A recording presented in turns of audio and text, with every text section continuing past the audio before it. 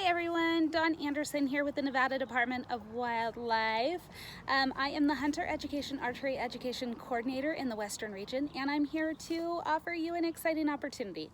So over the course of 6 weeks through the month of May, ending on June 6th, we'll be meeting on Zoom at 2 p.m. every Saturday to cover the Hunter's Education Workbook.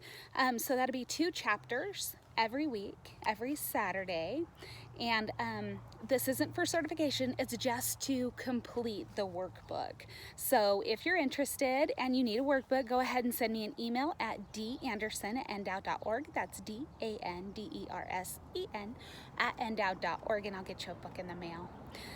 This is a great opportunity for parents who are looking to have their kiddos get certified, and we're hoping by the end of June 6th, after our workbook completion is done, that we'll be able to get those kiddos back in the classroom and get them certified to get out there in the field. So this is a great opportunity for the second draw, or even for later on in the year for bird season. So if you're interested, join us every Saturday at 2 p.m. on Zoom.